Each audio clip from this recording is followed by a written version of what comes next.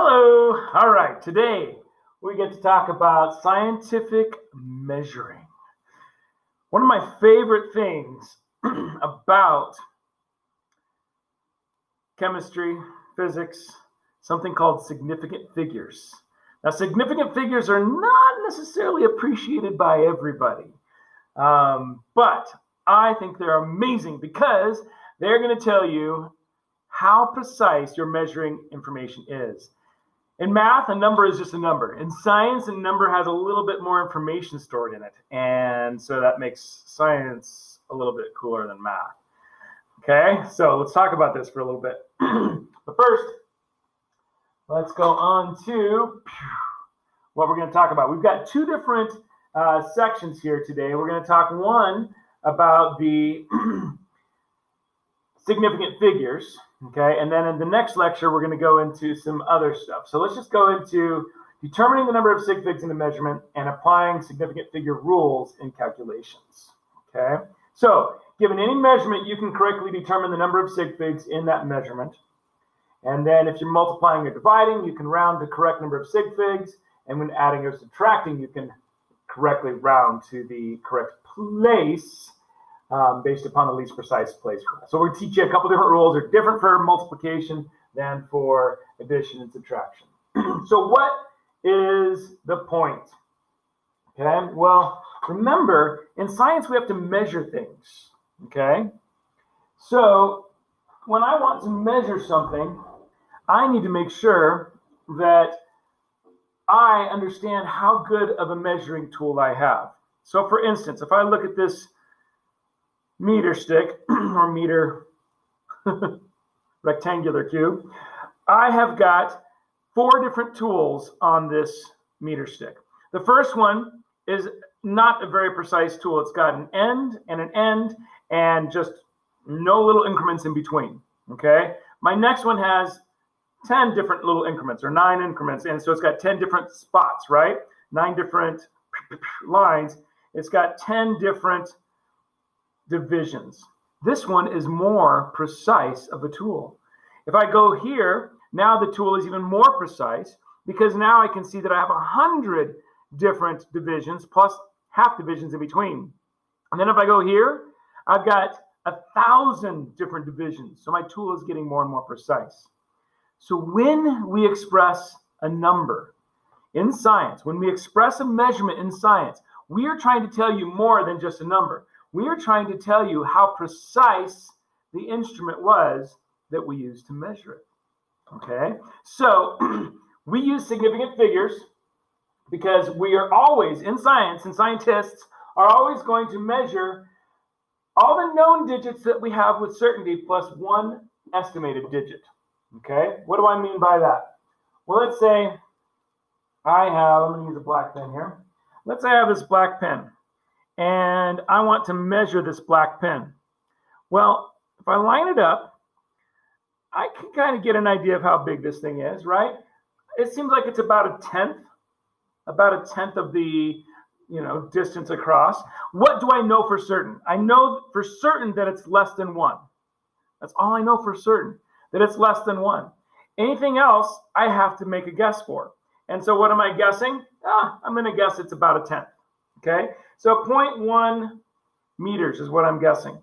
So that's my tool, all right? I've gotten a known digit plus the uncertain or estimated digit. So let's start with that first one.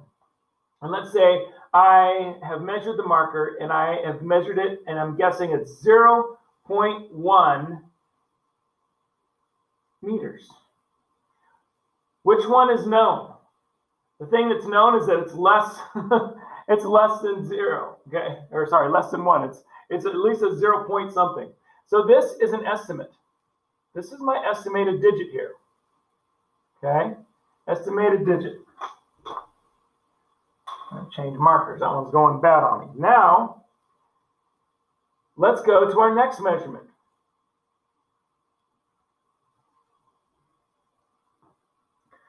If I take that same marker, actually it's different, I changed markers, but it's, the same.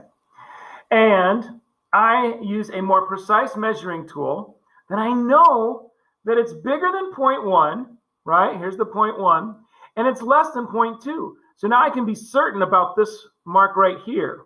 And now I have to guess about the next mark. About how far do I guess that next part is? Well, about 2/10 of the way from here to there. And so I know the 0.1, and I'm guessing now on the hundredths place. So I know my tenths place, and I'm guessing on my hundredths place. So this is known.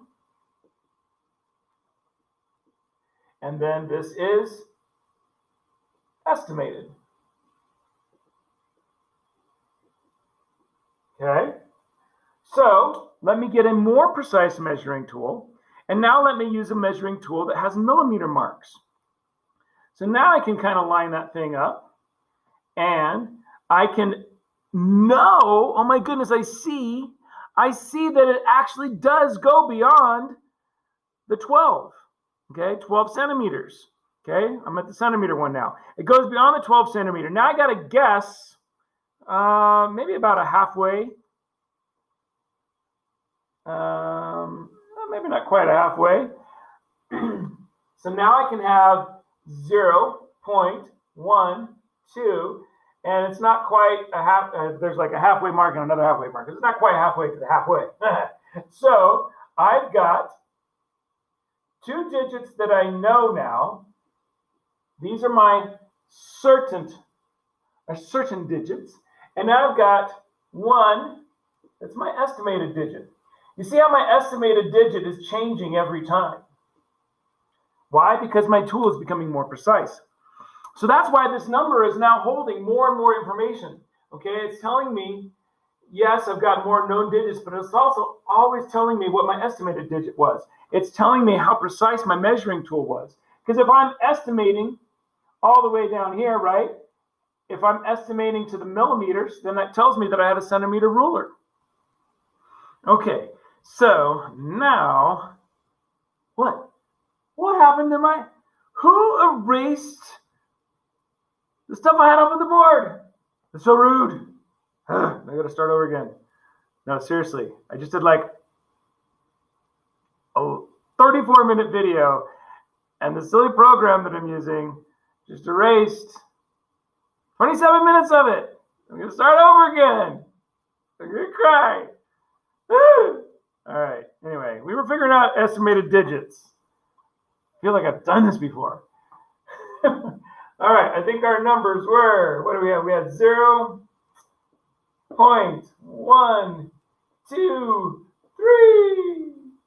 Okay, and when we measured with our centimeter measuring device, we had these two that were known. And this one was estimated. Okay, so now let's see if we can get a more precise tool, what's going to happen. We are going to come over here. We've got our millimeter measuring device now, right? So our tool is more precise. We line that thing up, and we turn it over. Let's see if you guys can see that. And as I look at it, it's definitely gone past the 12, okay? And now I don't have to estimate how far past the 12. I can actually take a reading from it. And so if I look over on top of it, if I had better eyes, I could see it even better. It's going 1. I feel like my marker shrunk. 1, 2, 0. 0.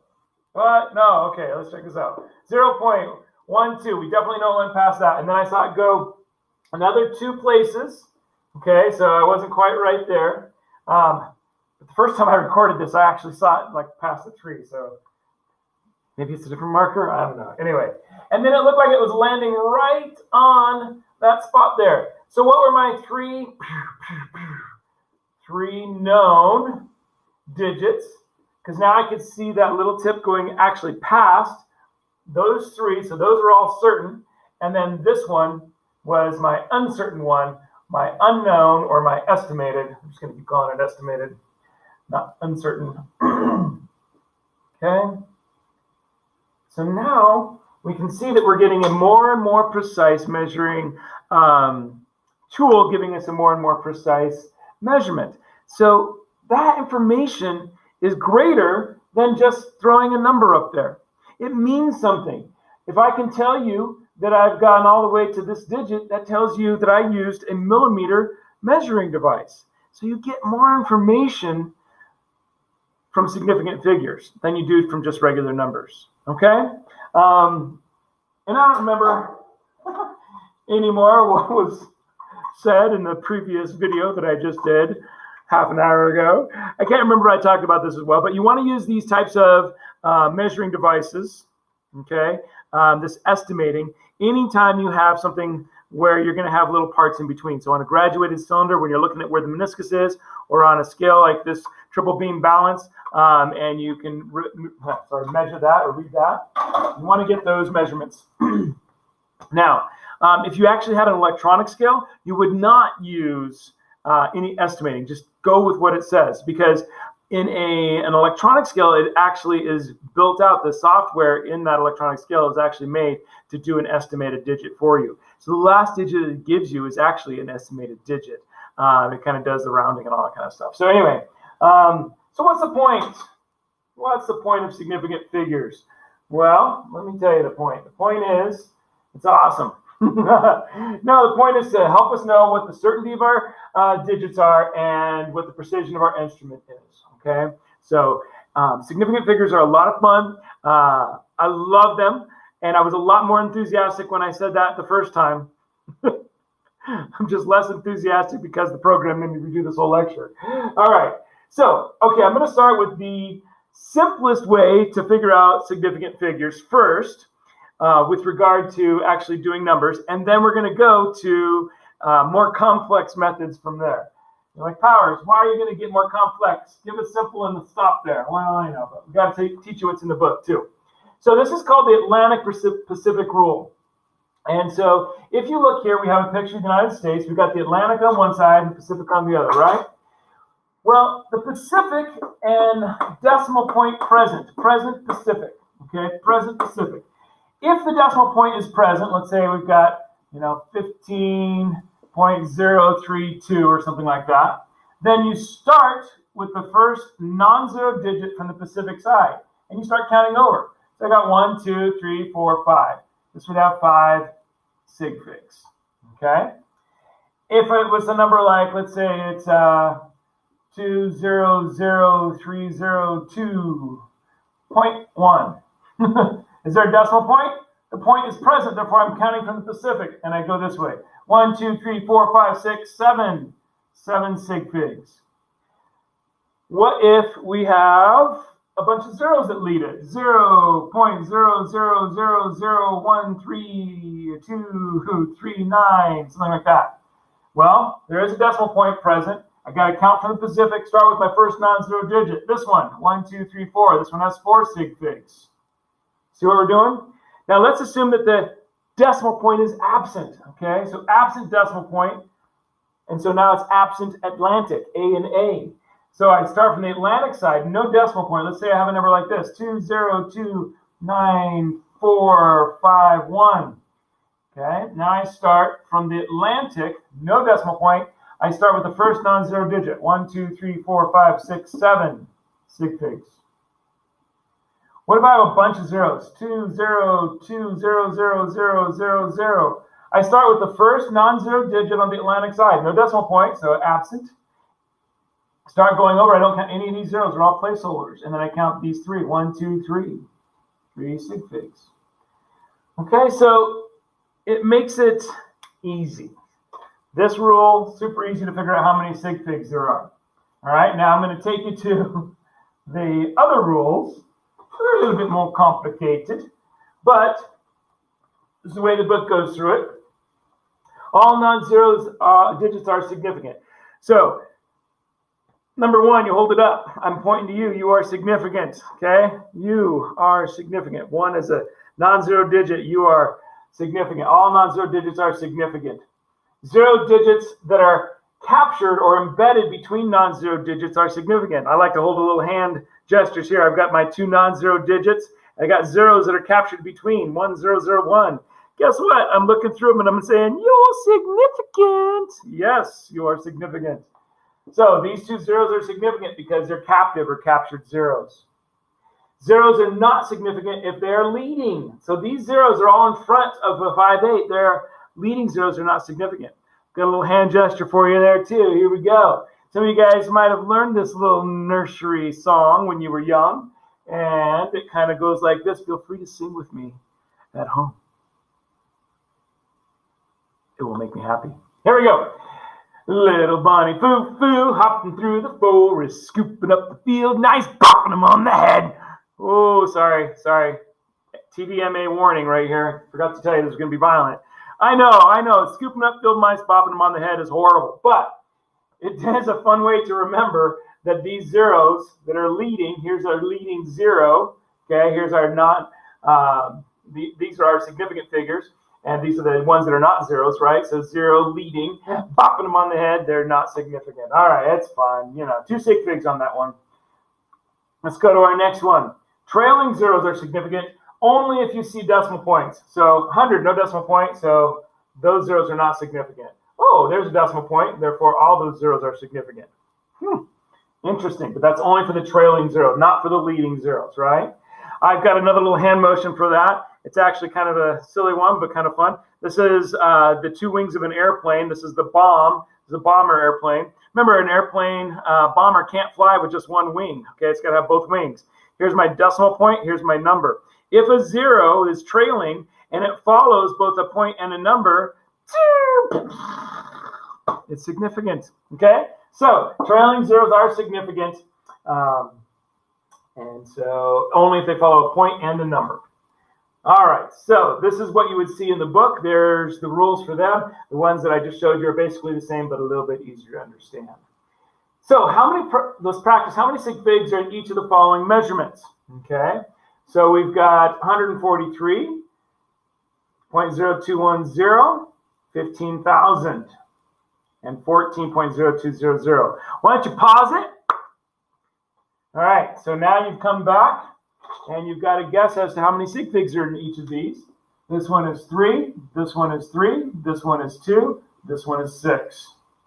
All right, so if you apply those rules, all non-zero digits, that zero is a trailing zero and it follows a point and a number. These are leading zeros, so just these 3 are significant. All of those are trailing zeros, only placeholders, not significant. 0 between 2 sig figs, so it's significant. Zeros following a point and numbers, significant. Okay, so that's how you apply those rules. More practice. Round each of these numbers to the sig fig shown in parentheses. Now I'm going to show you some rounding rules here in a second that the book actually goes through, but they're pretty complex. They've got like 3 different rules for how you're going to deal with something that has a 5 at the end.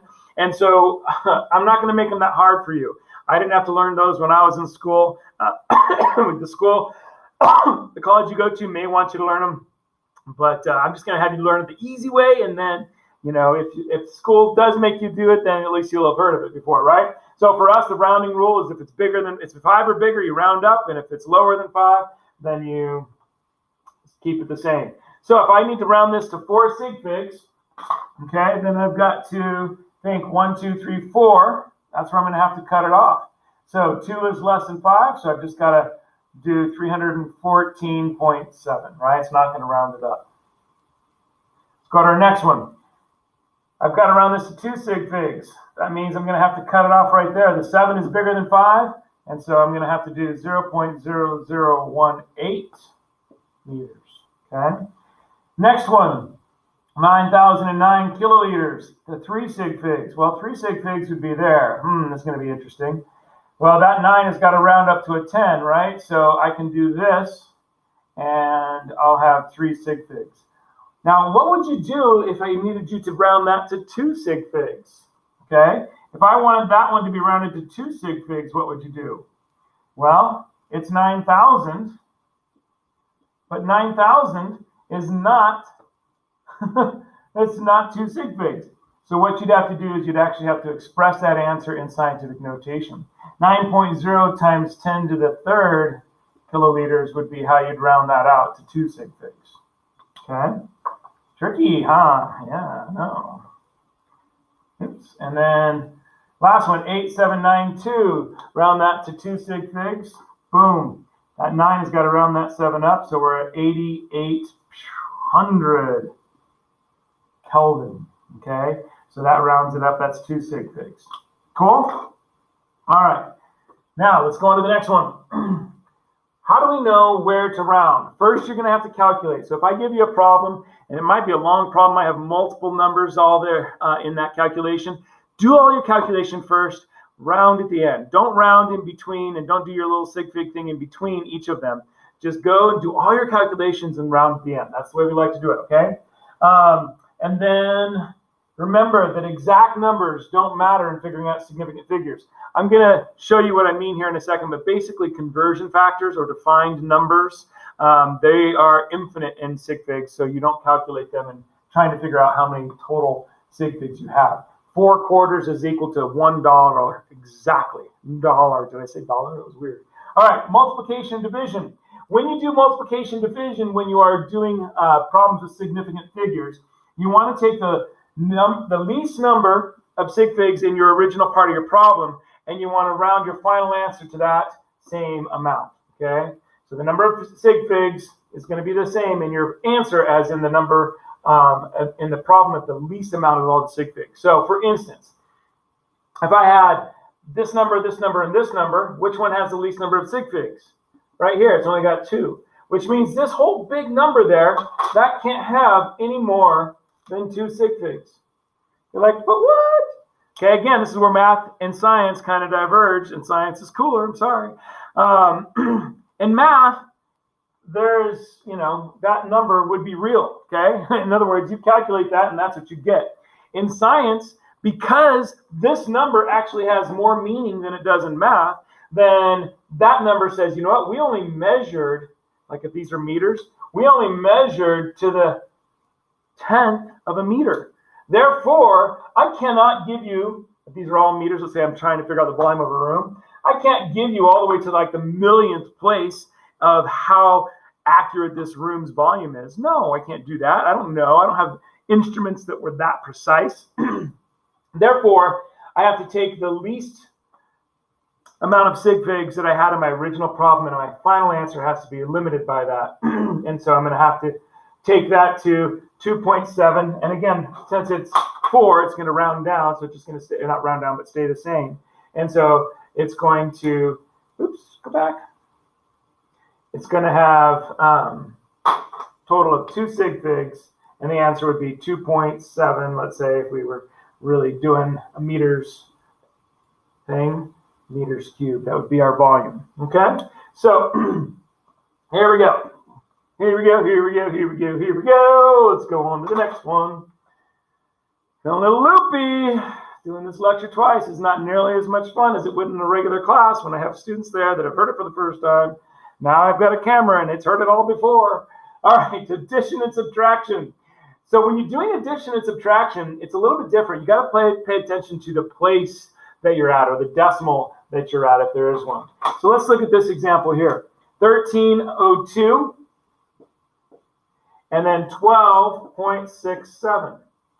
Now I got to look at what they have in common, okay? So if you figure out what they have in common, in this case they have the ones place in common, then that's where your final answer is going to have to lie. So if I added these together, I'd get 1314.67, but that 67, I can't really add it to anything over here. My measuring device for the 12 was better than it was for this 1302. Therefore, I have to get my answer and leave it at the ones place. So that 6 will help round out that 15 or that 13, that 14 to a 15. And so that would be our answer there. Okay? All right. Let's go on to the next one. So adding and subtracting is a little bit different. Pay attention to the place holder or to the decimal point that you're going to be doing it at. Okay, so again, let's talk about the defined conversion factors. Okay, so we don't have uncertainty. It's almost like they have an infinite number of sig figs. If I had 4/4 in a dollar. It's like 4.0 infinite and 1.0 infinite, okay? It's a defined value. Same thing with this, 1,000 milliliters in a liter.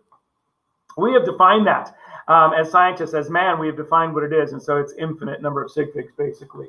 And so we don't have to worry about calculating how many sig figs are in our final answer from conversion factors. Now, this is tricky because if you think about it, 2.2 pounds, if I were actually to take a kilogram weight and I was to put it on a scale that would measure in pounds, I would get something more than 2.2. It'd be like 2.2468, blah, blah, blah, blah, right? It's going to go on.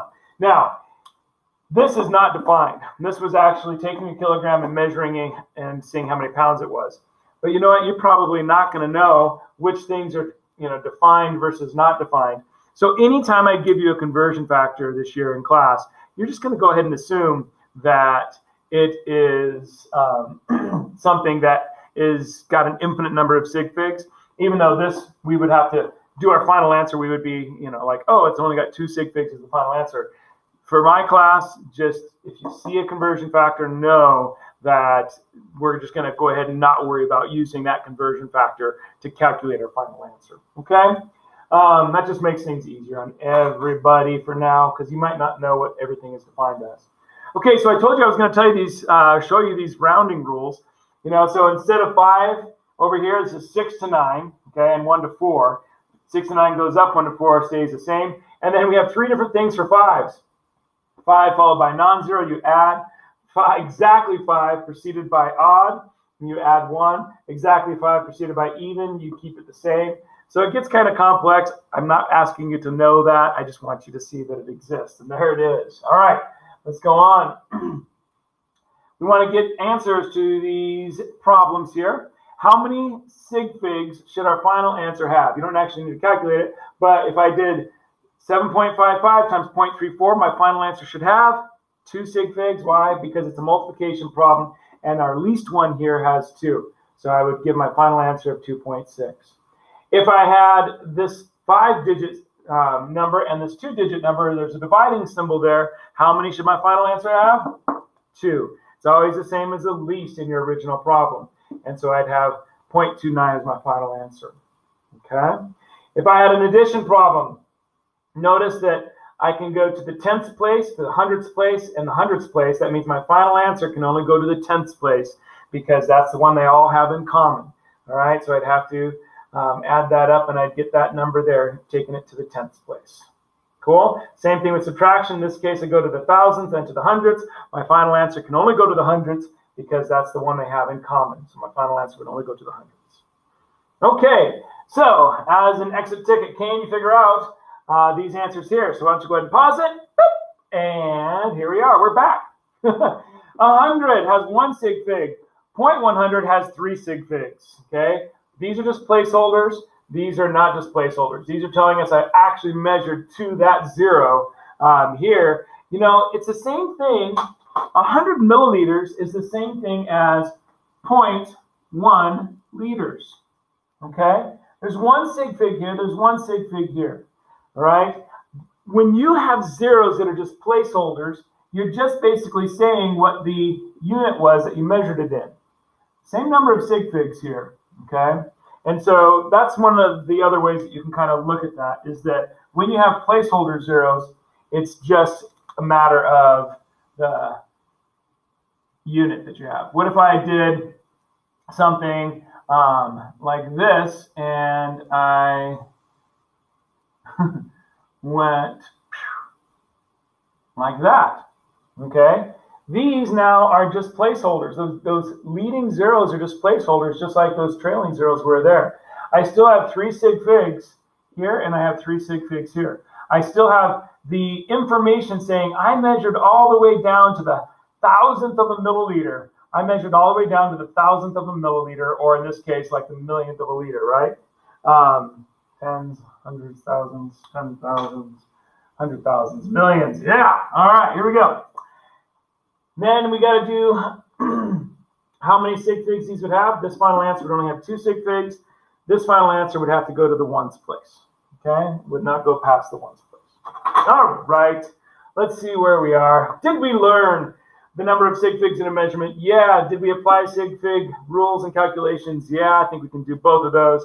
Did we have to do this twice? Well, I did. You didn't. I'm telling you, I was better the first time. I was so good. I was so enthusiastic. It sucked the life out of me. All right. But now you can answer these questions.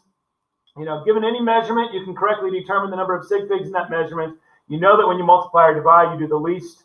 The final answer has the same as the least in the original. And when you add and subtract, you line them up according to the place or the decimal point to get your final answer there. All right. Well, hopefully our little machine will actually save this whole thing and I won't have to do it again, because if so, I'm just going to be weeping through the whole thing. Sig figs are a ton of fun. Honestly, I probably did not get sig figs as I was going through high school and even through college. I didn't really understand what they were all about. I kind of memorized rules and I could apply it, but I didn't really get how cool they were. I hope that you can get how cool they are, because now that I've taught them, I'm like, oh, that's such a cool thing. It actually has information in it, and it tells me about my instrument that I'm measuring and how precise it is, and that's just so cool. Way better than math. I'm going to win some of you math lovers over to science. I'm telling you. Okay? Have a great day, guys. Thank you so much. God bless you.